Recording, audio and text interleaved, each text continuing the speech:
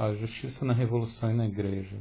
No prólogo, Proudhon ele dirige as suas palavras, né, e o livro ao arcebispo da França e também a toda a igreja, porque ele crê que a igreja está certa em falar que a sociedade está decadente, está perdida nos tempos contemporâneos. Porém, o Proudhon tem uma certeza de que não é a igreja que vai poder regenerar a sociedade, e sim o avanço, a realização e o reconhecimento da revolução. Toda reação contra a revolução é que está causando toda a decadência moral da sociedade. Então não é a igreja que vai restaurar algo e salvar a sociedade, muito pelo contrário. A ação da igreja acaba sendo danosa porque não deixa a revolução acontecer e gera todos esses problemas. Então a igreja deve se retirar do campo de ser, da função de ser um arauto da moralidade. Essa função tem que passar a revolução, mas para isso a revolução tem que ser conhecida de verdade, com sinceridade. As pessoas não podem mais se iludir, ter ideias fantásticas, deixar a revolução ser feita pelos inimigos, ou seja, pela burguesia, ou por autoritários, ou quem quer que seja. A revolução deve ganhar uma forma própria. Caso contrário, a sociedade ficará decadente. Então esse livro vai ser um estudo sobre o que é o mal do século na França, né? Esse mal que os românticos, que os poetas e escritores românticos sentiam, esse mal-estar, ele também, principalmente na Inglaterra, ele também se dava na França. Então qual é a intensidade desse mal, o que causa esse mal, qual é o remédio para combatê-lo?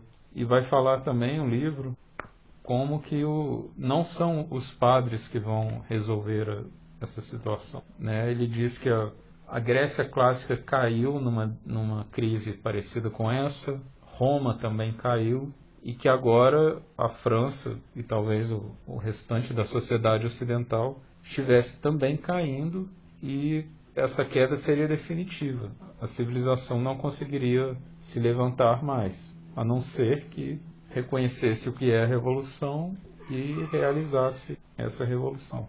Então, existe um contraponto colocado aqui entre religião e revolução. No próprio título, é a justiça na revolução e na igreja. Então, quer saber assim, quem vai falar o que é certo? A revolução ou a tradição, né? A igreja? Qual será o órgão de virtude para o povo? A religião ou a revolução? Então, aqui na primeira parte, nessa primeira subdivisão aqui, logo após o prólogo, vai ser um estudo sobre o estado da moral no século XIX, a invasão do ceticismo e o perigo social que ele representa e qual é o remédio para essa situação. Então, essa subdivisão, né, do livro vai se dar assim, né? Proudhon vai falar que existe uma crise, que a situação é crítica, que a igreja está certa em denunciar isso, que a moral acabou na França, que os homens continuam os mesmos e até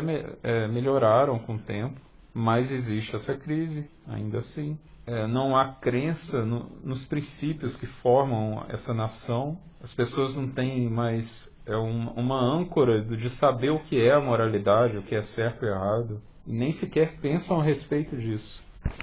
Essa diferenciação entre o que é justo e o que é injusto, entre o que é certo e o que é errado, já não tem tanta definição assim, né? Você não sabe se algo é justo ou injusto, é certo ou errado.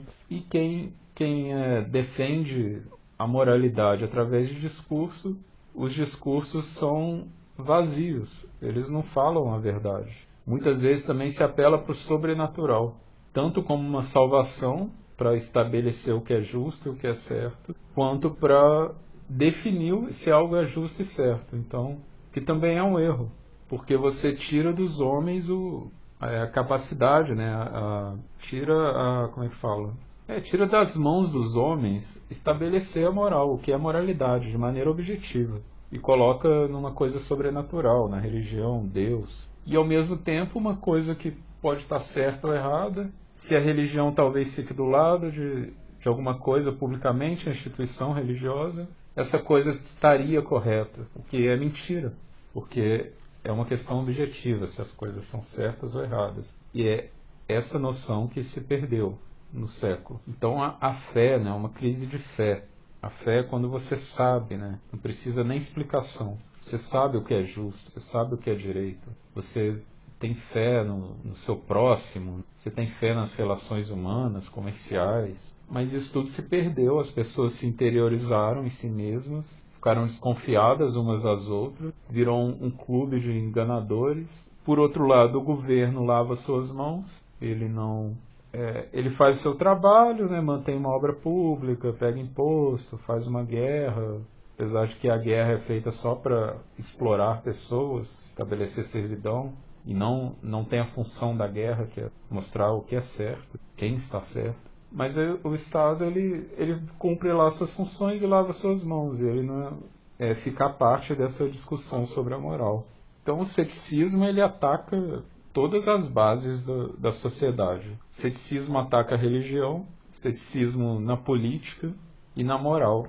Então as pessoas já não têm essa crença, elas são céticas ao invés de ter fé, né? A fé que não precisa nem de explicação, agora elas são céticas, não acreditam e nem sequer pensam a respeito. Então isso gera a dissolução, estabelece a dissolução geral da sociedade moderna. Algo parecido com o que houve na Grécia, em Roma. Então, pelo menos esse livro servirá para saber o que está acontecendo. Por mais que a coisa esteja bem avançada, pareça ser até inevitável, mas o livro pode pelo menos identificar o que é essa crise, como ela se dá. Toda essa generalização da dúvida de tudo, né? Duvidar de tudo. Desse modo, com esse contexto, essa virtude, né, de estar certo, da moralidade, ela é destruída no seu cerne. E aí fica impossível a justiça. Não tem como pensar sobre a justiça se você não tem no fundo do seu coração a noção, a fé, a sabedoria do que é verdade, do que é certo. Se você está tomado por desconfiança e ceticismo. E você também não vai ter como respeitar a liberdade, as liberdades. E não vai haver entre os cidadãos também a solidariedade, porque a desconfiança ela vai cercar as pessoas umas contra as outras, né? Então é impossível nesse contexto haver solidariedade entre as pessoas. Da mesma forma, a autoridade vai ter dificuldade em se estabelecer. Seja uma autoridade espiritual, seja uma autoridade secular, né? Governo, algo assim. Então os príncipes são trocados toda hora, os governos são estáveis, não tem solidez nas cabeças dos governos. São frágeis, podem ser substituídos. Isso é sinal que não há a noção de autoridade. E nem autoridade espiritual também. Por essa falta de saber o que é a justiça. E aí as almas, coloca o Proudhon, né? São retraídas para dentro de si mesmas e não tem mais ponto de apoio e não há luminosidade na vida, né? As pessoas restringidas a si próprios, a vida não se dá mais na luz, na relação com o outro, no ambiente social. Isso tudo acaba, perde o significado. Todo juramento fica sem sentido. Como você vai jurar algo se você não sabe se aquilo é uma malandragem, se aquilo está correto? Sei lá, um exemplo aqui que eu estou dando agora. Você jura a bandeira da França e vamos que você sirva ao exército, por exemplo, da França e vá à guerra, mas a guerra é para conseguir alguma mina de carvão numa jogada entre líderes, entre a França e a Inglaterra, como aconteceu, eu acho que na guerra contra a Áustria e tal.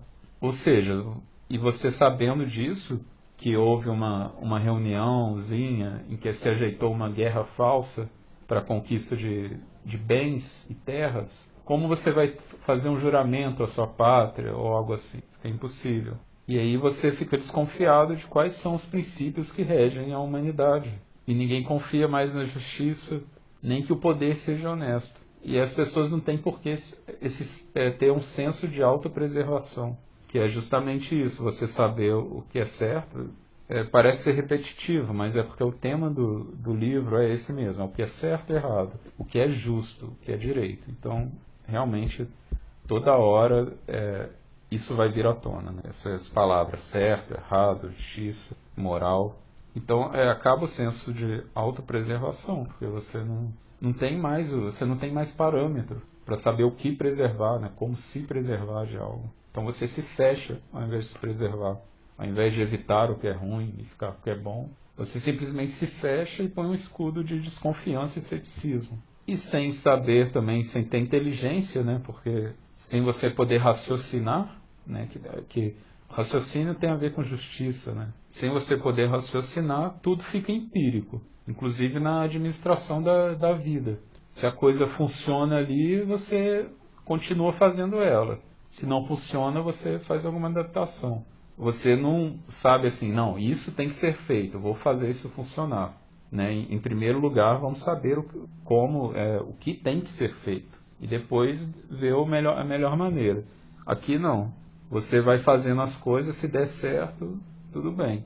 Sei lá, um outro exemplo que eu vou inventar aqui. Você está no comércio e você vicia a sua balança para dar um peso a mais e você conseguir 5% a mais de faturamento no final do seu balanço. E aí isso vai dando certo, seu negócio vai prosperando, porque você consegue mais capital de giro para ficar investindo e tal, em novos produtos. Então é um empirismo, isso deu certo, você vai nisso. E não você, por exemplo, deixar a balança com o fiel correto e ver, será que eu não estou vendendo tanto porque o meu produto não está bem apresentado, as frutas que eu pego não são de bom fornecedor, ou o que seja. Então tem esse problema também do empirismo. E aí toda a sociedade decai. A classe média acaba ficando meio boba. Os pobres, né, os mais pobres, tal, os mais humildes, ficam sem ter aconselhamento, né, porque pelo que dá a entender aqui, a classe média ela não é tão comprometida com riquezas e poder, então ela se dedica a ser funcionários, alguma coisa assim. E tem uma honestidade e inteligência, né? Se dedica a estudos e tudo mais. E ao agir assim, né, as pessoas mais humildes, que às vezes têm que, sei lá, trabalhar o dia inteiro em um trabalho braçal e tal, não tem tempo de estudar e coisas assim, essas pessoas vão ficar sem referência também do que é honesto, porque os poderosos vão estar seguindo seus interesses, isso todo mundo sabe. O cara vai fazer por onde se dar bem na vida lá.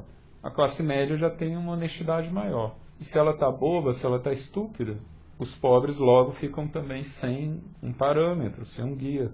A questão feminina, as mulheres se entregam à luxúria, ao luxo, né? Coisas caras, a formosura exagerada.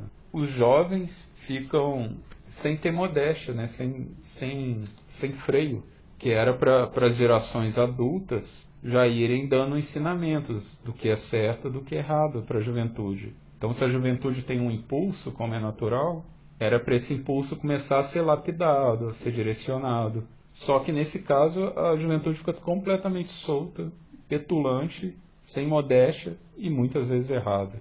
A infância também acaba se prejudicando, né? Acho que o Proudhon não especifica aqui como.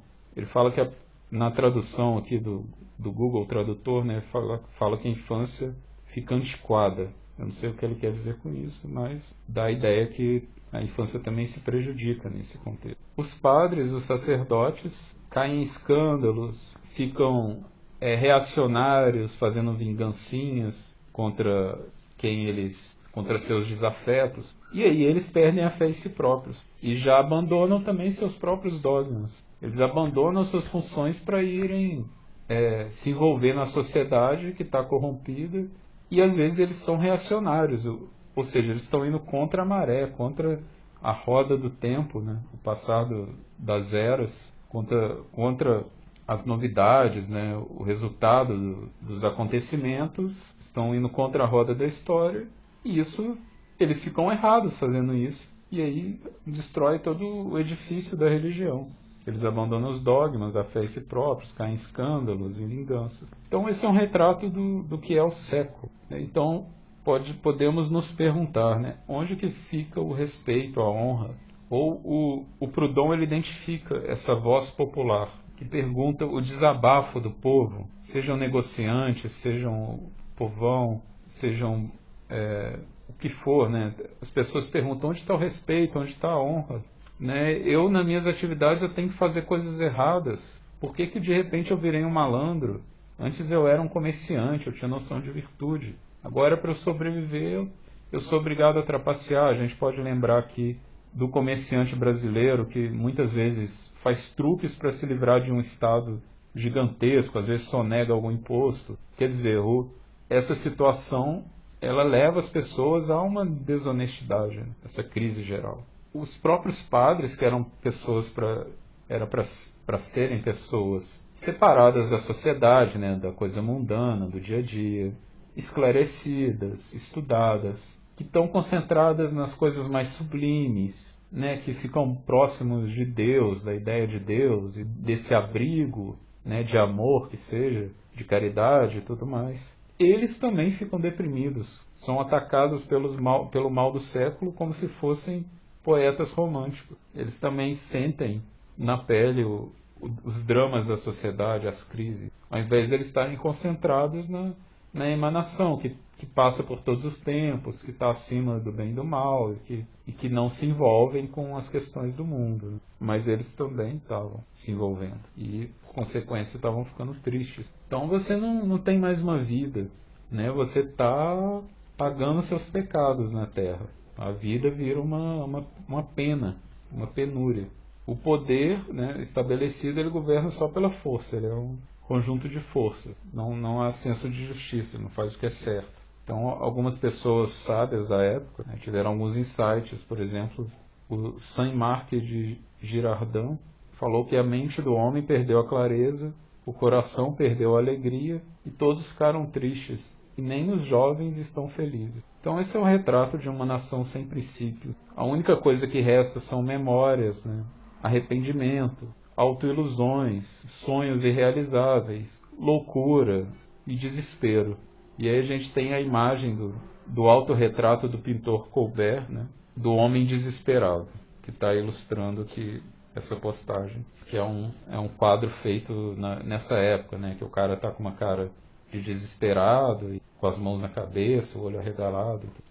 Bem, o governo, como eu já adiantei no começo, ele controla as contravenções, os crimes, né? Afirma que a origem do crime está mais na pobreza do que nessa crise mais social e de moralidade, né? Ele mantém a ordem pública, usa força para isso, tem força para isso, e acaba lavando suas mãos perante a crise moral. E mascara que haja uma crise desse senso de justiça, no qual crise essa em que os direitos e deveres, essa noção, né, é trocada pelos interesses. Então, se eu vou me dar bem, é o que eu vou fazer, e não se uma coisa é o certo. Aí a propriedade é segura, porque há uma organização do governo, a polícia, a controle do crime. Então a riqueza também é garantida, né? Você tem esse tipo de segurança. Mas a família já vai sofrer, já não vai ficar ilesa, né? Porque qual que é o normal da família? Um homem, ele sente atração por uma mulher, né? Esse desejo natural entre eles faz eles se unirem, e eles querem manter, né? Perseverar nessa alegria que é gerada pela união deles, né? Nessa calma, nessa paz de espírito que se gera quando o casal está junto, nesse sentimento. Então, após essa etapa, eles selam a sua união. Eles estabelecem algo a partir disso. E então existe uma fé na união, né? No casamento, né? Uma fé conjugal, que é mais do que o amor, do que o sentimento que está entre eles, mas uma fé que você deposita nessa instituição familiar, nessa formação desse algo mais. Sem esse tipo de embasamento, o casamento ele tem sido só uma coisa onerosa, ou seja, um sacrifício que você faz, um problema a mais que você tem para resolver. Então as pessoas não são mais atraídas por estabelecer esse tipo de relação completa entre homem e mulher, que vai dar base para se gerar uma família. As pessoas, para elas, o casamento é um empecilho, né? Tanto ao amor, quanto ao exercício do amor, quanto à paz de espírito também, né? Vira um sacrifício você estabelecer o amor como uma instituição familiar. Então isso gera o amor livre, ou seja, as pessoas, tal qual os românticos, vão só se amar, só se encontrar se sentir bem um com o outro, e vai ser isso, vai parar por aí. Não vai ter essa fé conjugal. Nem no, ele usa, o Proudhon usa aqui o termo amor livre, no sentido de ser livre dessa outra etapa, de se instituir, né? Mas dentro da própria escola filosófica do Proudhon, esse termo amor livre acabou significando justamente o estabelecimento dessa fé conjugal, mas sem as instituições da igreja, do Estado, e sem interesses financeiros. Os anarquistas conseguiram chegar numa fórmula do amor em que você estabelece a união livre, como era chamado, né, as uniões livres, a fé conjugal. Você reestabelece a fé conjugal com base, né, no amor romântico, conforme ele está colocando aqui. Mas aqui ele usa esse termo amor livre para dizer que é livre até mesmo de um estabelecimento, né? Na época ainda não tinha havido esse desenvolvimento. É uma ressalva importante. Então, o casamento fica prejudicado, a família fica prejudicada. Ainda que você possa ter bens, possa ter casa, um negócio, isso tudo está seguro, o Estado está estabelecido, a polícia, as prisões, né, as forças coercitivas, os tribunais, as leis funcionam, o parlamento, mas a família não. A família vai ficar prejudicada no seu estabelecimento. Na economia, as relações econômicas, né, compra, venda, trabalho, salário, isso tudo vai virar uma fraude, né? Um vai querer basicamente ganhar em cima do outro, basicamente é isso. A lei do mais esperto, né, o que consegue enganar mais, vai substituir o mais forte, o mais capaz. Então no comércio, o cara que for esperto, né, então ele vai vender uma banana falando que é uma outra espécie de banana. Não sei, ele vai aprender a usar um secador para pegar a banana já passada e restaurar a banana para vender.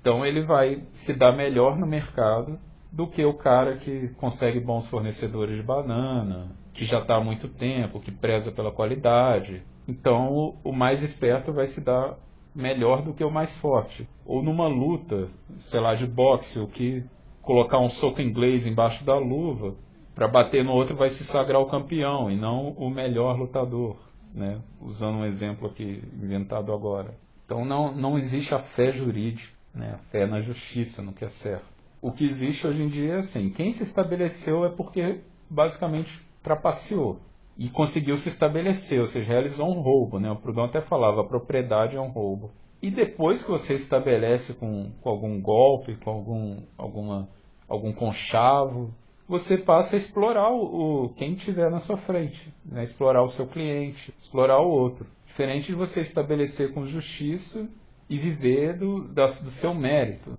As guerras, elas são feitas para estabelecer isso, estabelecer territórios roubados e você escravizar os povos, né? Explorar os povos, torná-los servos. Não é mais uma guerra para você destituir algum governo tirânico, libertar os povos, alargar um império. Não é nada disso. Agora é você roubar um território e começar a explorar os recursos deles através da exploração dos habitantes daquele local.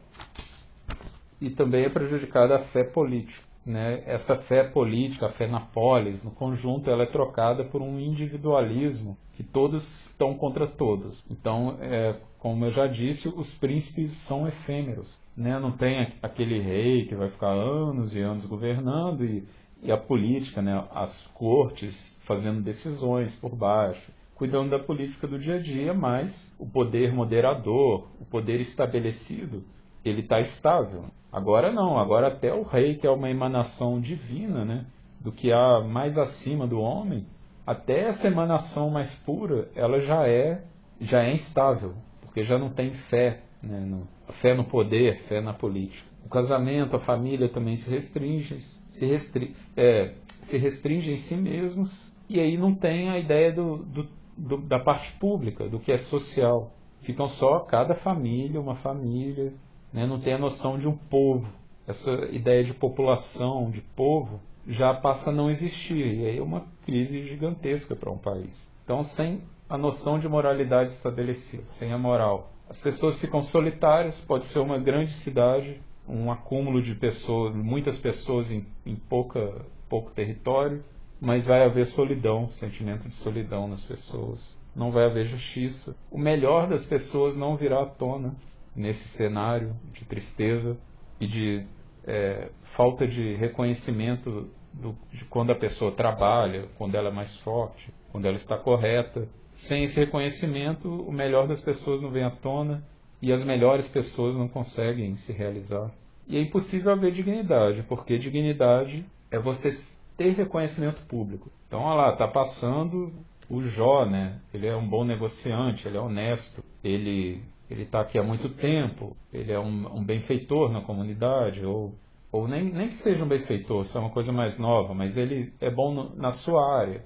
Enfim, ele é reconhecido, ele tem dignidade. Olha, aquele escritor, ele escreve bons livros, ele é honesto, ele representa bem o que ele se propõe.